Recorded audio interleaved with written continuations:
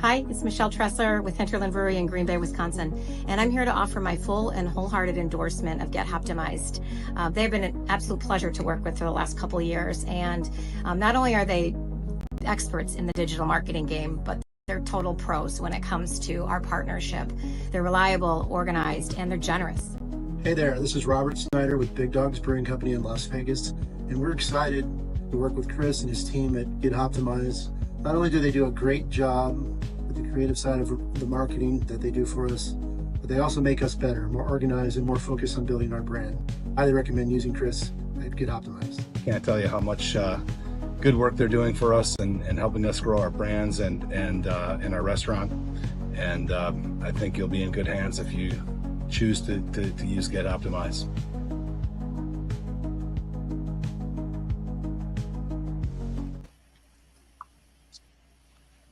Hi, everyone. Welcome. Hopefully everybody's doing okay. Welcome to Building Successful Distributor Relationships, second panel of the day of Panel Fest 2025. I'm Julie Rhodes. I am the owner-operator of Not Your Hobby Marketing Solutions. And honestly, I'm not really going to talk about myself very much. We have a lot of stuff to cover today. So I thought I would do things a little bit differently and just jump right into the panel questions. And as soon as we address each question, I'm going to give all the wonderful, generous folks on this call time to introduce themselves as we go. But I think this is going to be a very nuanced, chunky, interesting, juicy topic that we have going on here. I think distribution is not easy for anyone, whether you're a small, medium, large size company, whatever it might be, beer, cider, beyond beer, whatever you're selling in the distribution channel. It's always going to be interesting and a challenge to add on extra business partners. So we've got like a really wide variety of folks on here. We've got a big panel. I'm super excited about this. And I'm just going to go ahead and jump right into things. And first question, what's the current reality of supplier-distributor relationships? And how has it shifted in the past few years? And well, I want to start with Eric and Laura, and I'll let y'all decide who goes first. We want to keep this open to everybody, so don't feel like you can't speak up if you feel strongly about something. Please jump in. But actually, I'm just going to pick on Laura. Laura, let's kick things off since you're unmuted. I thought there was a 50-50 chance I wouldn't have to go first. Eric, you got the good straw. I'm Laura Lodge, and while I've done a lot in the brewing industry, I've done a lot of events such as Big Beers, Belgians, and Barley Wines, and a lot of educational things like Start a Brewery. Distribution is where I started. And so I really enjoy the opportunity to talk about distribution. And it's fascinating where we've come from and where we appear to be headed. So when I was considering this question, I kind of broke it down into three parts. And Eric, overlap with me, take it further, whatever works. The three parts that I chose were the pandemic, shifting consumer purchases, and more consolidation.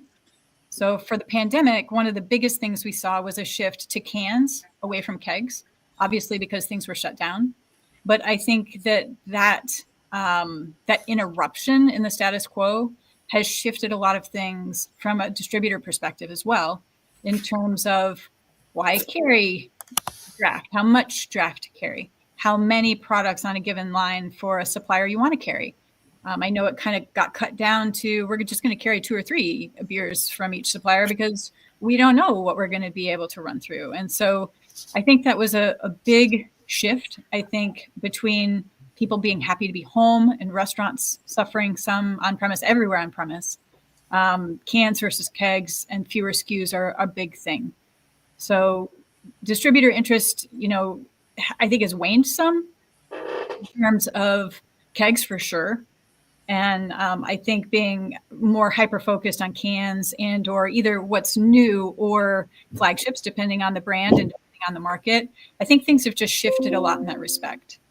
In terms of shifting consumer purchases, I think it's a high stress. It's really tough now to perform well enough to hit the goals we used to be able to hit without really trying hard. It's, tougher beer competition within portfolios. It's losing more placements to other beverages, off-premise and on-premise. It's a challenge to hold onto that space focus. So I think that's another key piece. And last, more consolidation. I think there's, because the distributors continue to consolidate, and we push back as much as we can and keep creating small distributors to try to serve our smaller brewers. I think there's ultimately, unfortunately, less of a focus on specific brands and less care about being a good partner, because there's such a high demand for space within the distribution tier. And so it's a challenge for breweries to show their value. I think, at the end of the day, it's all about being a good partner to differentiate yourself, but that's later questions. So Eric, what did you think? Yeah, I like where you went with the pandemic, but I'm going to just really talk about 2025. Mm-hmm. The news that we've gotten as a society about what's going to happen with our money has been really hard on people's wallets. Mm-hmm. To say, whatever industry you're in, when the tariff thing has just been almost weaponized uncertainty in our wallets, it is really hard to spend money on things you don't need. Mm-hmm. I went and bought a new iPhone, because who knows what that's going to look like. Usually I keep them 5 years. I replaced mine almost 3 years early. So that didn't go to beer in April. So to say things like that. So our distributors, if you look at the national NBWA Beer Purchasers Index, they put it out for free every month. And they say, are they going to buy more or less in the next month? And all the numbers are down year over year from last year, which was worse than the year before. But craft is at 25%. 25 out of 100 people feel confident about it right now, who are distributors who are buying our beer from us. So that's reality. It's uncomfortable, but if you look at that as a place to find opportunities, everybody is experiencing the same uncomfortable reality, including our distributors. So my name's Eric Butler. I work for Wolf's Ridge Brewing. We're from Columbus, Ohio. I do sales marketing for us, but we self-distribute and work with distributors. So when I look at the distributors' confidence index, that's me. I'm not just a brewery. We made 17,000 deliveries last year. We work with grocery retailers. So I understand that super intimately when you have your own hands on that. And we have products that are down year over year. My salespeople are better than they are a year ago. They are making more visits. We're selling less beer. We are working on training harder, and that is disappointing. My emotional joy from this job isn't where it was before the pandemic, quite frankly. But to bring it back to something that's positive, looking at that 25% confidence, if we're all experiencing that together, what can we find to do? Whether that's, people talk about SKU rationalization. I mean, what does that mean? How are you telling your story? Just internally, we had a conversation where we were trying to develop a new SKU, and we were going to call it Seasonal 4. And I was like, guys, that's too many seasonals. That is, how do I tell that story? You're bored of listening to me trying to tell you how we're going to tell the story. So how does that work in the market? So thinking about that, thinking about, I'm a customer, I'm buying a beer, Seasonal 4 in the shelf tag. I don't want to buy that. So really paying attention to all the little details. I'll pass. Thank you. No, those are both amazing. Thank you both. I think, I feel like we need a nature special for independent wholesalers. It's like the waning population, like an extinct population of even like in Ohio in the market, we all talk, right? And people are doing seltzer, people are doing THC drinks, people are doing soda pop, people are doing coffee. We have not gone that route. My take is I look at that 25% number, and if I'm struggling to do my core competency, and then I'm going to try to spread out and get worse at many things, I don't know, but also needs must, and every market's different. So, we all talk. So, no, definitely agreed. And I think that's probably I don't want to speak for everybody in here. And if y'all feel like y'all want to jump in, please do. But I feel like rationalization is like a good way of saying like that doesn't always mean something negative, but it could mean focus. You know what I mean? Like, let's bring it back. I think everybody that knows me know that I speak about diversification, and I have zero issue with that, but I think it needs to make sense for your brand and that brand identity. And then it also needs to make sense for your market, because what might work in Virginia might not work in Ohio, which doesn't work in Indiana and doesn't work in North Carolina. So I feel like there's multiple facets to this. It's not just like a sweeping statement of we have to diversify and then push back from the distributor on like we don't have infinite warehouse space and like we want to focus on the things that are doing really well. Does anybody else want to chime in before I move on to the next fun question? Yeah, this is gonna be like lightning round. I'm excited about this. Okay, this is for MaryAnna and Carey. Welcome, ladies. Don't forget to introduce yourselves. So what strategies have worked to stay top of mind, as far as like top of mind with your distributor partner, your wholesalers? And what was a total flop or a mistake that you might want to speak to? Not to like dwell on negative. I just think sometimes it's interesting to be like, well, we tried this thing and it absolutely did not work. MaryAnna, you want to go first? You want me to? I can go first. That'll just allow me to enjoy your answers that much more than I'll be thinking about mine. A brief intro about me. MaryAnna Ferris. I'm the account representative for Ashland Cider Company here in Indiana. I oversee all of the wholesale distribution and sales for the company. Just a brief history of my experience for people who are listening into this later on. I've been working in customer service and sales in different industries for the past 27 years. I joined Ashland in 2021, which was my first foray into the alcohol beverage industry. One of the things about this role with Ashland is that it has allowed me to kind of perfect the blend between my previous work experience in customer service and sales with my degree that I have in data analytics. So this is the first role where I've been able to use both really closely together. A lot of my passions that I bring into my role is building relationships and then telling the stories I see in our data. So that's just a brief intro of me.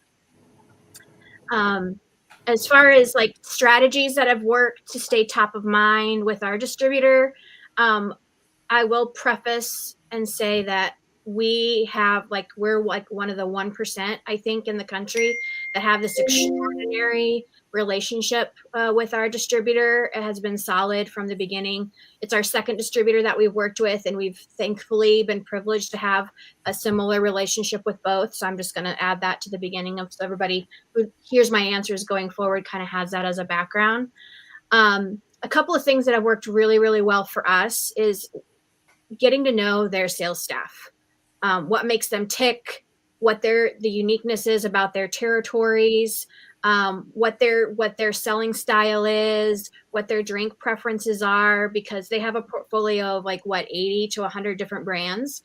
And why should they focus on me, or what is doing well in their market currently? And if they're bringing our brand on, how is that going to affect their territories? So that's been a big thing. I do a lot of ride-alongs. Ride withs, I guess is the industry term more. And it's not for sales. I don't ride along to do sales day of. It's all about learning about the sales rep and their territories. And that's what I use it helps me to understand my market more by learning about their day-to-day. So that's been a big thing. And that also then connects me to the sales rep, where then we can start texting and communicating throughout the week consistently. And that communication is a huge key piece of staying forefront in their minds, them knowing they can just send me a message in a moment's notice. If a customer has a question about our product that they're not sure about, it kind of gives them that access to information. One thing also is know your accounts that they're serving and who the sales rep is for them. You need to know your accounts. And when you're talking to anybody from your distributor, they need to know that you have a thorough understanding of who they're serving and who your accounts are. Going into it with being naive and ignorant, it just tells them that you don't care and that you're expecting them to do all the work. And so we've found that it's really, really key to go into it with that knowledge already in hand and asking very specific questions or making very specific comments to show that you are investing in your accounts just as much as they are. when a new item is dropping, making sure that you are giving the distributor all the information that they need, whether it's a routine seasonal that's coming out or a limited release that you're doing for us that is relevant in our current market.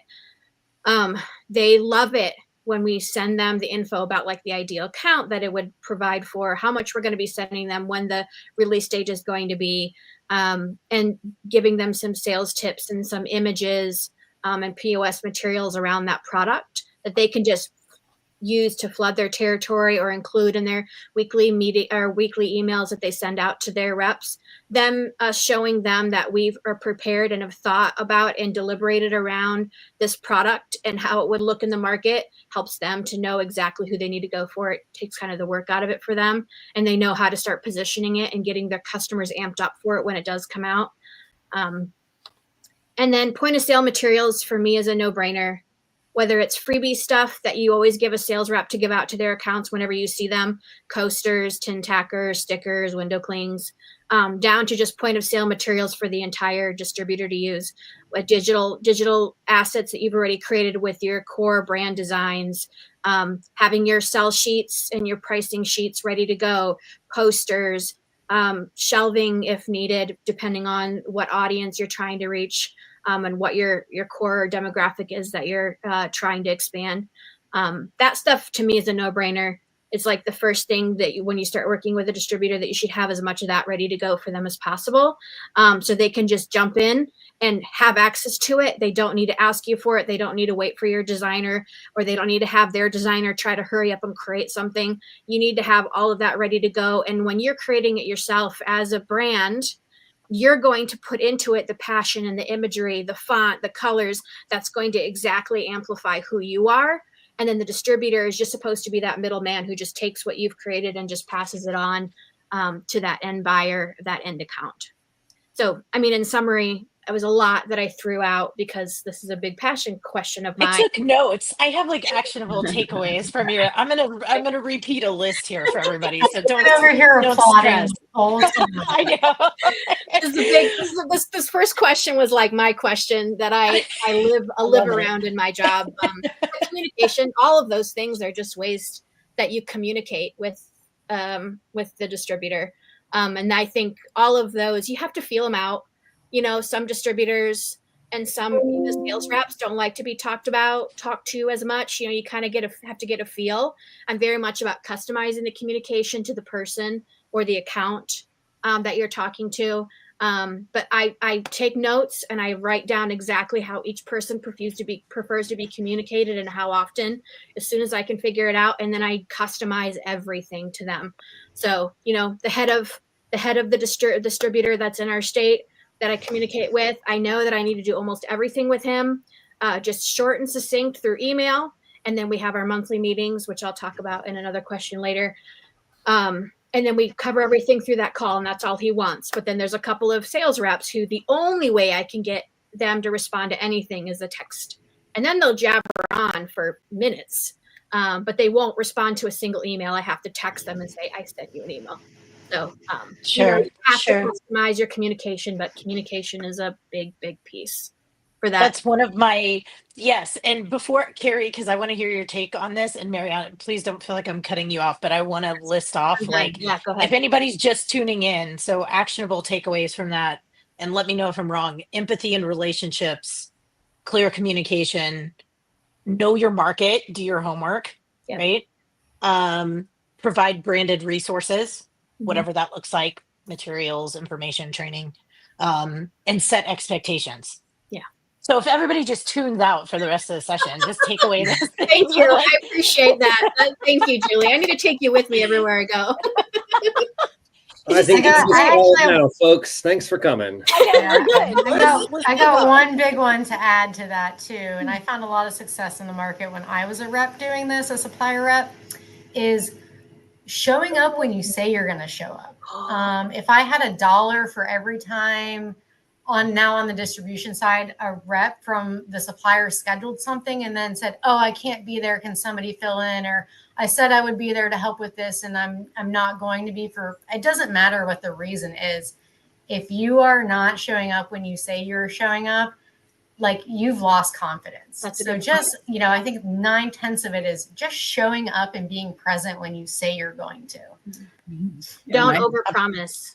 Right. I have Yeah, two big absolutely. things that I tell my team all the time, and it's don't promise anything you can't keep. That's just across the board. So same idea. If you say you're going to be somewhere, you need to be somewhere, or be very communicative as to why you couldn't and how you rescheduled it.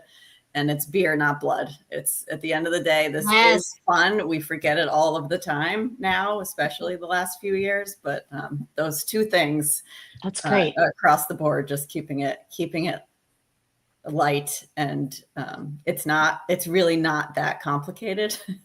It's pretty straightforward what we do, and that's the beautiful thing about it. Not saying it's easy, but it is simple. Carey, tell us who you are. Sure. So you can talk more. Please keep going. I'm Carey. I'm the sales and marketing director at Grey Sail Brewing out of Rhode Island and Outer Light Brewing out of Connecticut.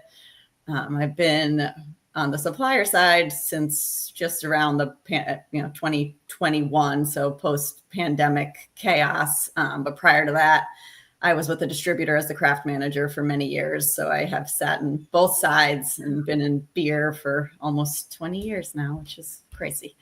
So yes. I feel like a lot of us say that lately. It's crazy. Yeah. The midlife. Yeah. Now I'm in it. This is it. I love it. I still love it. I still find it to be the greatest job in the whole world. And I try and, trickle that down to my team. We're in 7 states. So I have about 15 distributors across those 7 states. So lots of different relationships to manage. And literally, MaryAnna, my notes are consistent communication without overwhelming. Make it easy to sell the beer. Have it all in one place. The personal connections, training and storytelling, and keep incentives fun and simple. None of those crazy tiered, how do we track this? Nobody's paying attention to this. Just make it simple and fun.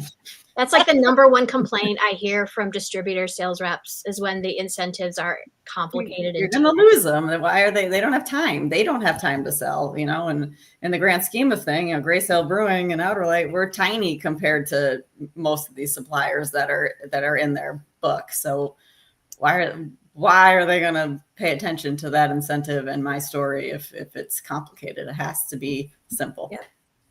I want to circle back to something that you said, Carey, and I'm not going to say it right now because I know Matt and Melissa and Laura can jump in like immediately because it's from the distributor perspective. But you mentioned having multiple distributor wholesaler partnerships, right? Just in your area. I would love to hear you touch on how you work to juggle that. And as part of this question, like, how do we keep our brand top of mind when I'm spread out, and like to pivot off of what MaryAnna said, like, how do you customize that without getting totally burnt out? But we do want them to pay attention to our brands, without just like overwhelming, both sides of the equation. Mm-hmm. Being very organized. Like I have a set schedule of my monthly calls with my distributors, and it's like those have to happen. I try really hard not to overwhelm them with communication. It's, I'd rather batch a bunch of it and put it all in one place. Again, it's beer, not blood. So unless it's a 911, it's like I keep it all together, keep it organized so I can be boom, boom, boom. This is what we need to talk about. This is, what I have coming. How is this working for you? And just make sure I have those touch points. Obviously, some wholesalers are, air quotes, more important because they're my home turf where the breweries are. They're where the volume is and all of that. So that communication might be ramped up more than, the state that I only have 2 SKUs in, and one chain and just less volume. So therefore, there's less communication, but it's keeping the schedule, the calendar, making sure I have, a solid ABP, but that we adjust every quarter if we need to, and a monthly touch point. And I trickle that down to, the boots on the ground on my team as well. It's like, if you learn your reps that are out there, the distributor reps, and some might want those constant texts. Many of them might not. It's like, so make your bullet points, make your, your recap at the end of the day. They have the people that needs to go to, and just keeping that communication clear and concise and organized. That's great. And Laura comes at me for this all the time. And she's like, Julie, explain your acronym. So for anybody who is out there and wonders what an ABP is, that stands for annual brand planning. And typically that occurs in quarter 4, right? Yes, head nods for most people. I don't know. Maybe you do it in quarter 3, depending on how many brands you have to take care of. But the fast food version is that it's basically your entire like sales plan on a page for the upcoming year. So like if you were doing it in quarter 4 this year, it would be for like all of 2026. So just in case folks are new working with distributors and don't quite understand the ABP process, I will say this, nod to Andrew there. If you go back in the YouTube vault, we have covered ABP meetings in Craft Beer Professionals. So just do a little keyword search in the YouTube channel. You'll be able to find some educational stuff based on that. Okay, so let's dig into Melissa and Matthew, because I want to get into this. And my question for you, and I'm going to state this first question, but I also want to circle back to something that Carey mentioned. First of all, let's tackle what Carey brought up. I think a lot of people don't understand how big of a portfolio most distributors are juggling these days, or what the workload looks like for your sales team, because y'all are not huge distribution houses. You don't have like armies of sales reps. So can y'all give some independent wholesaler like insight into what y'all are dealing with from your point of view, and then what does that look like for your sales team? Because I know that can be a challenge. Yeah, so I will, I guess I'll jump right in. So I'm Melissa Johnston. Way back when I started out as a beverage program buyer. So I was on the retail side, and then I worked my way over to being a sales rep and brand manager.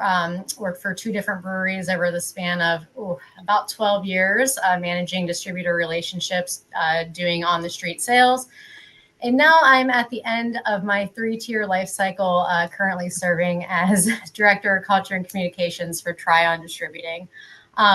We're what you would consider a mid-sized wholesaler. So we are either, depending on how you look at it, we are either the biggest fish in the smallest pond, or we are the smallest fish in the biggest pond. And with that, every brand has multiple SKUs. We, especially now that we are selling hemp beverages and have added that into the mix. I mean, it's chaos. So focus communication, because as you know, everybody wants to get at the sales reps all the time, because everybody feels that their brand is the most important thing that their distributor has to deal with. We look at it very agnostically. Hey, we want everybody to be growing. We want everybody to be happy and thriving. But realistically, to the earlier points, you got to keep it simple, because they have stuff flying at them all the time. They have several suppliers asking them to lunch on the same day. Like, you've got to figure out ways to stand out, set your relationships, and keep the communication simple, because the minute you start making it convoluted, you've lost them, because somebody else is making it simple for them. So not a lot of bullet points in your emails. No, actually, paragraphs. The marketing person says keep it to 5 or less, because once you go over 5 points, anything beyond that is overwhelming for the average person. So if it doesn't make it in the top 5, then it's not super important right now. That's great. Yeah. That's a good tip going forward. Yeah. Matt, you want to weigh in? Yep. Sorry. Hi, I'm Matt Pere. I'm with Pretty Ugly Distribution.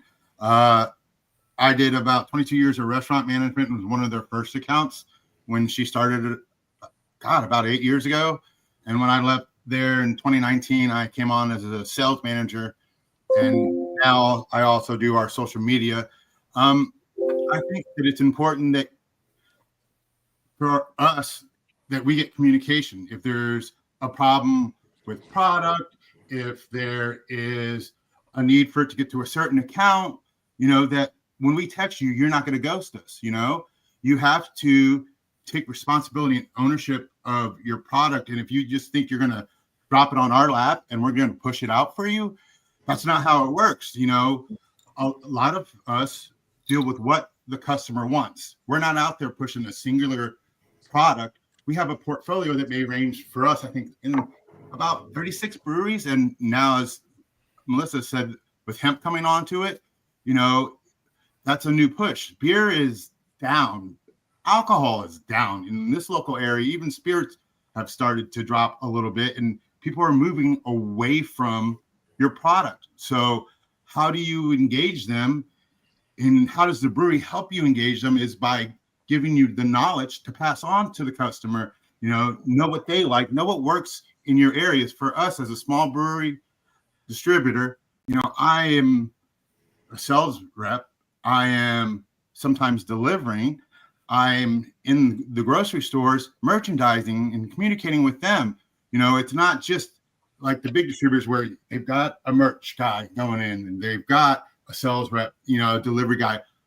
We're a Swiss Army knife sometimes. And to make it easy for us, we need that communication from these breweries. So, you know, if I say, hey, what's going on with this? Or are you going to have it in this timeline? And especially for grocery, if you are putting something in there, if there's a production issue, we need to know.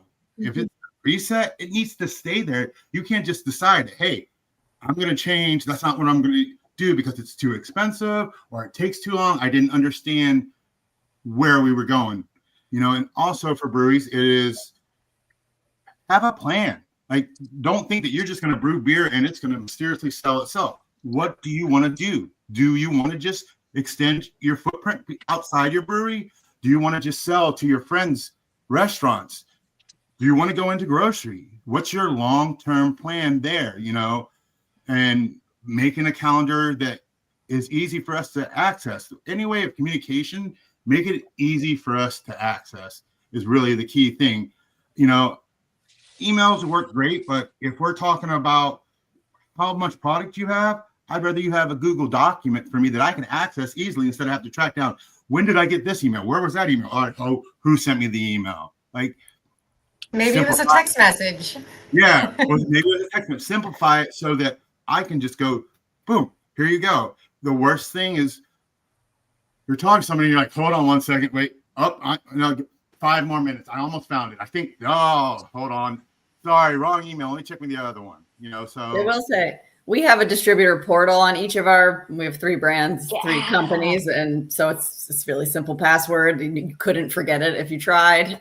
You guys would probably guess it. That's how easy it is. And everything is on there. So if they can't reach me or they need something, they all know that. Yes. The sign shops know that. The sales reps know that, and the manager. So highly recommend. It's pretty simple to do on the back end of a website build. So a good place for the calendar to live, and sell sheets and logos and shelf talkers, whatever you could want. Ours is currently a shared Google Drive folder, but my goal is to someday actually get it as a portal on the website. We're redesigning stuff right now. So that's so again, I'm going to summarize. I feel like we should have a worksheet for this session. So what I heard was basically give you guys an easy button, whatever that looks like. Portal, files. A Google Drive is great too. Google Drive, Dropbox, to Matt's point, whatever. I have spent 15 minutes looking for an email, and then I went, oh shit, I think that was a text message now that I'm thinking about it. And then I got to start scrolling through my phone, and before I know it, I've lost 30 minutes trying to find one inventory answer. Mm-hmm. Yeah. And then the other thing that I heard was, everybody's different, as far as different distributors or different sales reps, everybody does things in different ways. Maybe this is just me, but I would say just ask. I don't think anybody's going to be offended if you just ask follow-up questions, and the other thing that I was kind of taking away as a big picture was that the majority of the stuff that we're talking about is free 99. You know what I mean? With the exception of the marketing material, you know what I mean? Point of sale materials, some of that, brand photography or product photography, that might cost money. But I think things like setting expectations, setting meetings, communicating properly, understanding your market, asking good questions, building relationships with people, that's free. Yes, it costs time. I realize that. I know time is money, But sometimes what I hear from brands is we would love to work better with our distribution partner, but we don't have like a 6-figure marketing budget. And what I usually come back and say is, I don't think you have to have one, but you have to use your words. That's the thing. So Yeah. I don't know if anybody wants to elaborate on that before we go on to the next thing, but. Well, so as the social media director for us, I also share some of the brewery's social media, and the worst is like you go onto their Untapped and all it has is this is what the hop is. There's no story to it. There's no like little thing that gets you involved into it. And nowadays with Chat GPT, it's easy to give it a few keywords and have it do exactly what you want. I don't understand these breweries that are like that you invest money in that. Why don't you invest the time to make it worth your money? At the end of the day, you want people to look at you, and if you just think that by standing there they are, no, they're not. It's how do you engage them? How do you does the can look cool? Does it grab your attention? Does the description make you laugh or think about something, while giving you that taste profile and something to click with it, It's amazing to me that some of these breweries that make great beer, when you go on to their Untapped and their social media, it's plain. There's no ownership. There's no love. It's like they just forgot that they have to work on that as well as what they're producing. I write our beer descriptions now, and I will write them, and I will never mention how the beer tastes. I'm talking about some emotion that you're feeling while you're doing something in this place. That's so great. This person you love. And, and it started because I read the descriptions the brewers wrote, and it was just information. There was no selling, and I think we have to remind ourselves that giving people information is not selling. And so if you, Wolf Street Brewing, if you go and look at the last couple of beers we did, especially when you're writing the description for a beer that doesn't exist yet. So I haven't even tasted it. So I can't even and the way that I just imagine something tasting is always better than reality, right? Like you can describe something in a way in flavors that don't exist. So I think that if reminding ourselves that we're in the entertainment industry, and especially now, beer is an affordable luxury. If you can't hop on a plane and go to Portugal, you can go to the grocery store and maybe try to capture some of that feeling.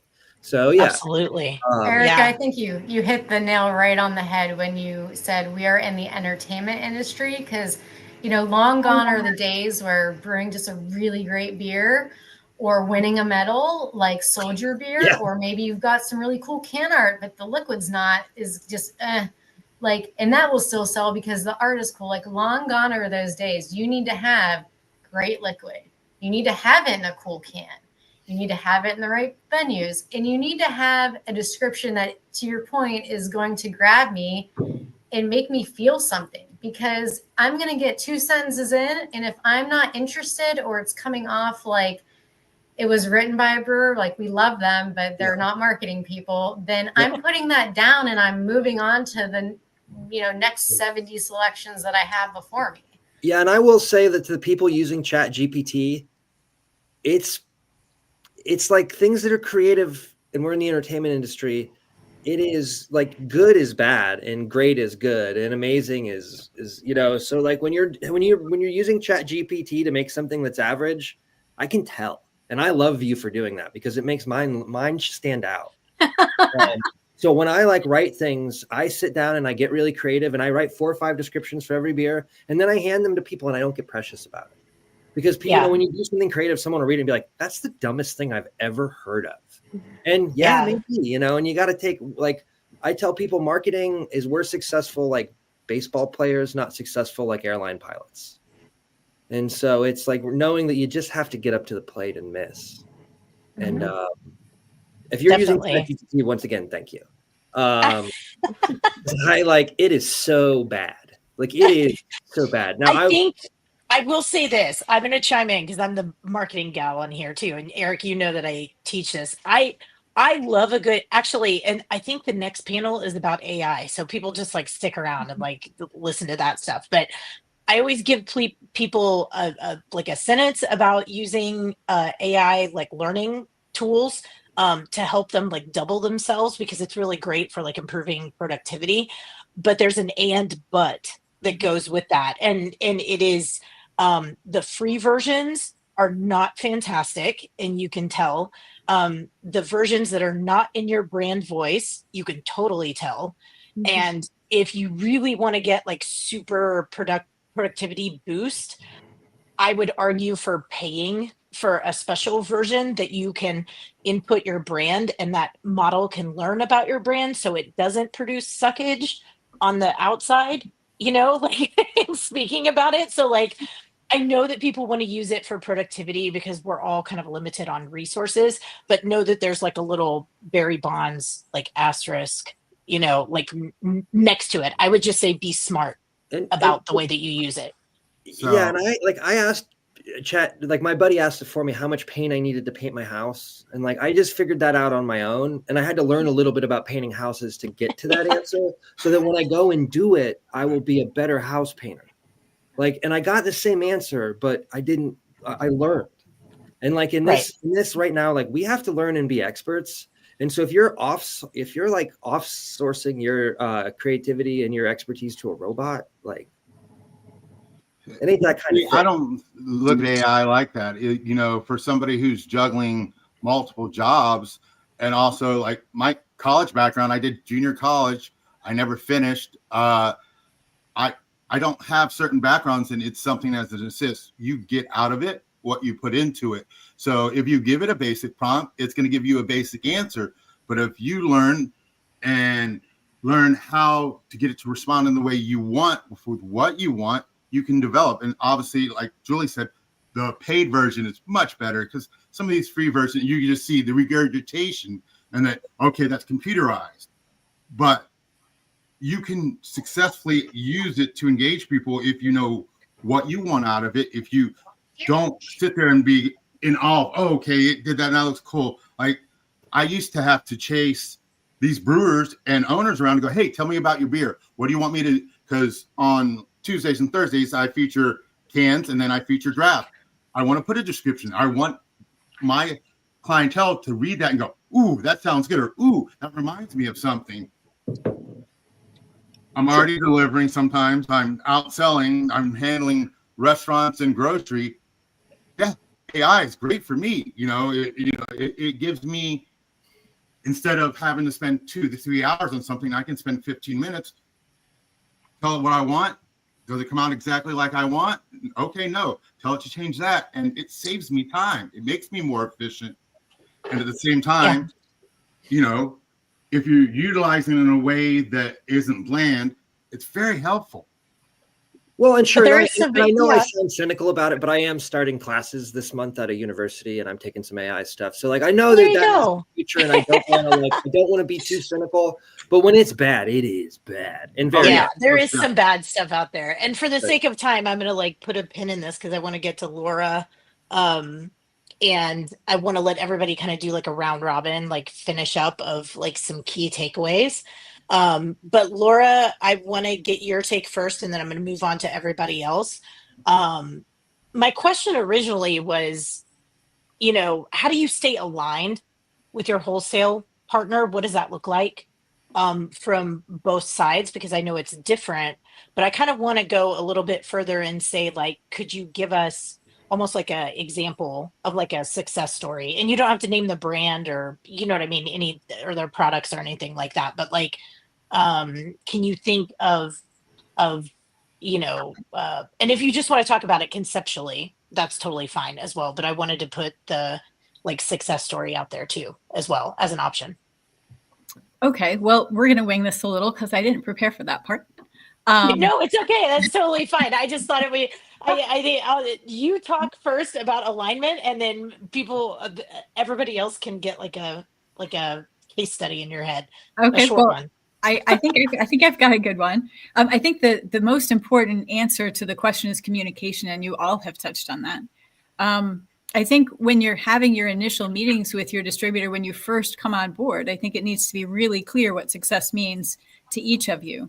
And instead of trying to force your idea of success into the plan and make that the focus. I think it's more important to understand and listen carefully to what your distributor or what your supplier's idea of success is, and to hold both together. So for example, since I need an example, say you are wanting to get into grocery, that volume is your answer to life and success is your definition, and grocery volume is your definition of success as a brewery. And let's say the supplier, the distributor, on the other side of things, does grocery, but really wants to build more of a reputation for having excellent seasonals and excellent specialty products and excellent, really in-demand, rare products. So hypothetically, you've got a distributor who wants rare stuff, and you've got a supplier, a brewery that wants to just move boxes. Like, I want to do as much as I can. I wanted to get through grocery. So for the distributor side of things, they're saying, okay, I can work on getting you into grocery. I see that that is your goal. I understand that that's your goal. We'll work together on that. And in the meantime, I would like for you to commit to doing some specialty products. And I would like to have, I know you have several distributors, for example, I would like to have a priority on your list for some of these more rare beers or more specialty items that I have a big demand for and I really want to be known for. So I'd like to be higher on your list for more of an allocation there. So success to me there looks like understanding that your priority is not their priority in terms of what success means, but to be able to hold both and say, okay, I'm watching my grocery metrics. Are you going to bring me into a new chain? Where are we at with that? At the same time, hey, here's my brand calendar. Here's what I'm going to be releasing.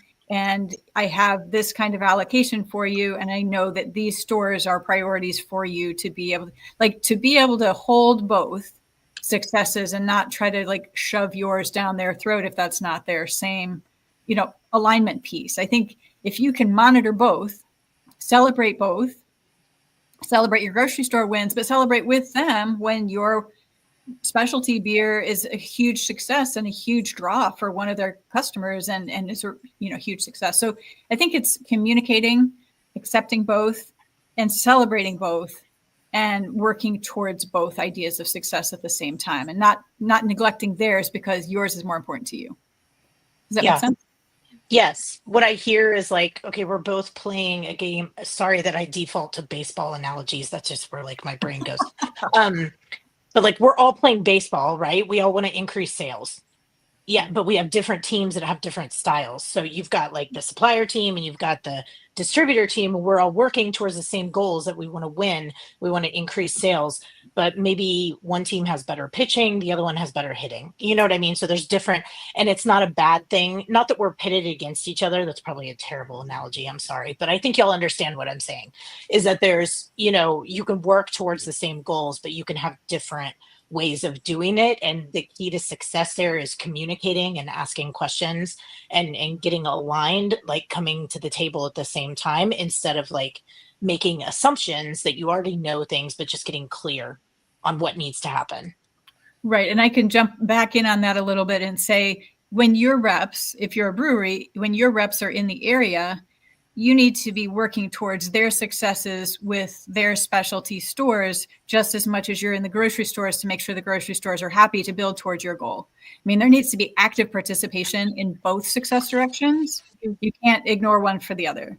And I think it goes a long way. And one of my other big things is requiring reporting, actually looking at the reporting and then communicating about the reporting to celebrate the success, to say, hey, I see we're up here. Can I help you here? Or could I get somebody in this account because it looks like we're a little lower than we were shooting for, to actively participate as a partner, as a team member, and pay attention, because I think so often the problem is that the problem isn't identified until it's way too late to work on it. Right. So proactive, not reactive. And yes, we all need data, but know what story that data tells instead of just blowing up an eye chart. Let's figure out how to use it together.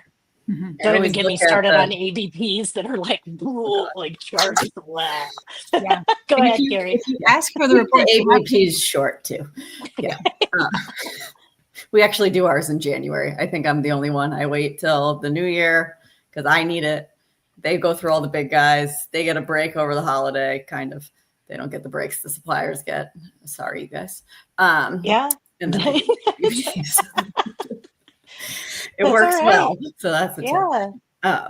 But I look at the data that's the neutral ground. If you go in not emotional about it, those are just facts. That's that the data is the data. And then you can come to the table and say, this is what I'm seeing. I'd really like the ship to go in this direction and be willing to shift from whatever you did talk about in your ABP or your quarterly plan. It's like, that's why you need those touch points. Just here's the neutral data. We can both win, but how do we get there together, and just changing those goals regularly if needed, especially now you have to.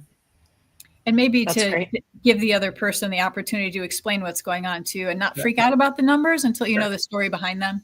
You have to take Yeah. deep breaths, Yeah, Yeah. I think that is a huge point, because we see a lot, people come to us when they are freaking out, or maybe we've even had suppliers come to us who have pulled the wrong numbers and are freaking out, and we're going, well, those numbers aren't even correct. So slow your roll. Let's pull the correct numbers and look at those. But going back, I really want to double down on having a shared definition of success is so important, because there's been times but right now, we all see the data in craft beer. Right now, success to us, it looks flat. If we can get you flat, that's a success, a good story to tell. So don't roll into your ABP and ask for 25% increase in sales, because that's not going to be a good jumping off point. Show us that you are also seeing the data and leaning into it, so we can then begin to go, okay, we know it's not good, but where can we hit bright spots to help not only keep you flat, but actually grow your brand? And that growth might only be 2% or 8%, but hey, it's better than being down 25%. So that's where we're at right now. And this is a really good segue, because the last thing I wanted to do with all of you, if this is okay, to challenge you with giving like a 1 minute, we're going to do a round robin. Like, what's the one thing that a supplier or, distributor that you could start doing almost immediately that you think would improve the relationship on both sides? And I'm going to start with MaryAnna. Oh, me first. I was struggling on knowing which way to go with this, so I sort of have two answers. I'll make them really, really fast. So the first one is something that I is more of like a advice for others that we've noticed success in that you could do really easily, and that is, as a supplier, you need to make sure that your product is fun or good and easy for the distributor to sell. Like, they need to be able to be proud of the brand that they're showcasing to their buyers. And then the way to do that is asking them, the distributor, what they need to succeed with your brand, and then making it a priority to follow through. We learned that lesson the hard way last fall, where we had issues with production compared to sales. And we had to work through that with our distributor. And that was a really big thing for us. And then me personally, I don't know how a lot of other distributors are run. But one of the things I struggle with that I wish we could change today is our house accounts are mostly accounts that order through the online portal. And I struggle with that quite a bit because they don't get a lot of the customized attention that our sales reps give to other accounts of ours. And so sometimes I just wish that I could just snap my fingers and have a dedicated person that just connects with our online buyers and make sure that they feel as connected to our brand and the distributor. It's not as transactional. I feel like I struggle with that quite a bit. Like, house accounts are not my favorite, and I'm constantly trying to convert them into accounts for my sales reps. I take ownership of them, I guess, my sales reps with the distributor, that they're having those relationships, because relationships are a big deal to me. That's great. And I think that's good. And for anybody out there, house accounts is kind of the same as like Telcel, or sometimes you get different verbiage across the US with like depending on the wholesaler. So it's ones that don't have a dedicated sales rep, but there's like an automated ordering system of some kind, whether it's like telephone, online, website, portal, whatever it might be. Okay, rapid fire, Carey. Okay, one thing you could do immediately is, especially on the supplier side, is celebrate a win. Like, I'm not in the position as a air quote sales rep anymore. I'm the sales director, so I have a team out there. But like, if you can get out there with those reps that just built a display for you and celebrate it, or even better is find out that the beer is going, go build it yourself if it's legal in your state, and get your hands on it and help them out.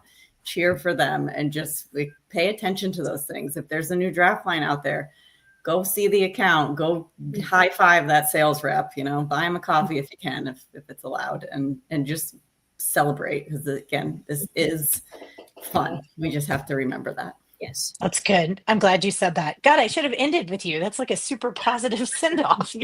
Everybody else has to keep this positive going. I'm going to call on Eric next. Thank you. I would say that when you're working with your distributor, success is a team sport. So what organizations or values do they have that you can align with? We've seen that, we signed with the distributor recently, and they've got a portfolio that is great Ohio breweries, people we know, people we like. And so what can we do? What accounts are we in that those places aren't in? Who do we know? How can we help? I'm asking my distributor to go in and write an order for one brewery. Well, what if I could get the other brewery kegs on that truck? They're great Ohio breweries. 50 West, if you've never been, huge shout out. Bad Tree Brewing Company. Fantastic businesses. And so we're excited to be a part of that. And it's about honoring the relationship. Life is hard right now. Things are less entertaining. So any joy that we can bring, any success we can bring to our partners, and the rising tide. So yeah, that's great. Agreed. That's great. All right, I'm going to go Matt. I think taking ownership outside the walls of your brewery is very important, not just in successes, but also in failures, or if you mismatch with an account and they're not looking for your particular beer, it didn't resonate with the clientele there. Take ownership. Don't be afraid to take a loss to gain a customer. People respect when you own up to what you're doing, whether it's good or bad.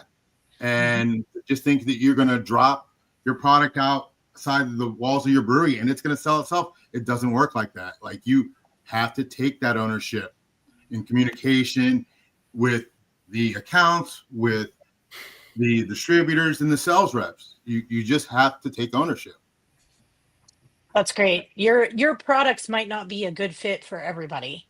I think if you can acknowledge that, like, you might have some, maybe one person doesn't want an IPA, but another person wants a lager or something. You know what I mean? Like, that's great. I wish we could do a whole session on that. Okay, I'm going Laura next. Mine is communication. Like MaryAnna said earlier, the customizing of the communication, I think, is an enormous piece. And I think it's something that is pretty easy to do. You just have to take the time to do it. We work really hard about finding out when the buyers are going to be in and how they like to be called on, and if they want text, if they want email, if they want me to stop in, if they want an appointment. We need to do that with our distributor reps, and we need to do that with each other. We need to find out, do you want a text? Do you want an email? One of the biggest failures when I was in distribution world is when the suppliers would call my brother at 9 o'clock in the morning and he was seeing the trucks out the door.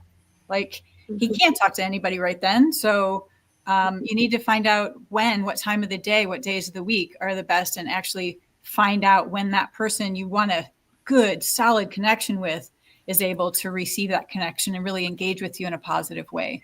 So for me, I think it's about customizing that communication with your people. Yeah, absolutely.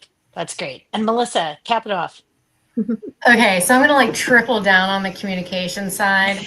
I'm going to say number one, weekly or monthly recaps. Some of our most successful brands send all of us, all the sales reps, all the managers, hey, I was in this market on these days. I hit these accounts. This is what happened. Hey, actionables for reps. Hey, so-and-so, this buyer was on the fence. Can you follow up on this specific product? Be as specific as possible, weekly or monthly recaps. So, it shows us that, oh, you're out there owning the market too, and we are helping you, and vice versa. It's not just all us being expected to sell your product into markets that you're not in so often.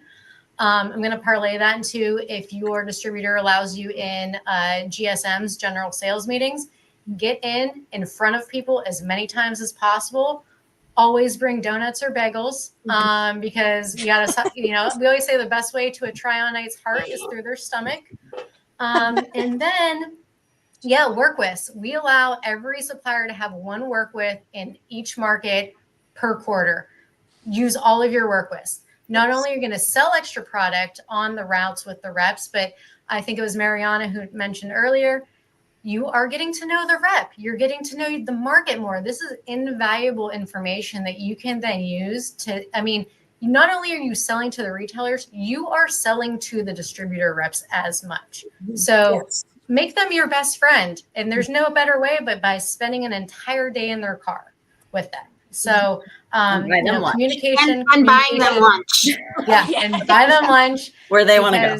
Yeah, wherever they want to go. And those things, if you do them consistently, you're going to walk into your ABP at the end of the year and you're going to go, man, we had a solid year. And hey, maybe the growth wasn't a rocket ship up, but hey, incremental climbing is still good in our book. And you're going to see, and those reps, the distributor reps, are really going to know that, like, hey, this person has my back in the market, and you're going to be front of mind for them always. Awesome. Thank you. And I want to be respectful of Andrew's timetable for Panelists today. I will try to put a bow on top of all of this and pull it together.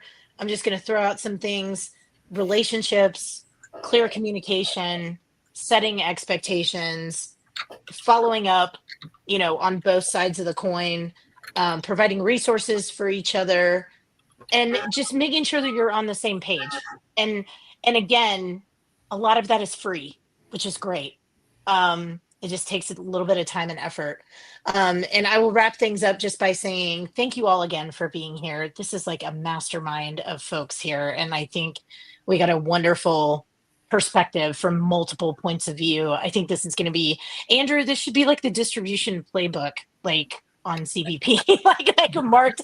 And I feel like I'm going to go ahead and say, we didn't get to too many, or we didn't get to audience questions. I'm going to post something in the group and I'll invite audience questions. Y'all just keep an eye out. Y'all know the house rules about, trade practices, what we can talk about, what we can't talk about.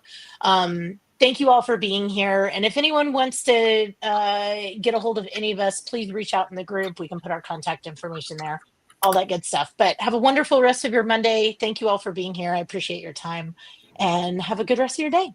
Take care. Thanks, everybody. Thanks.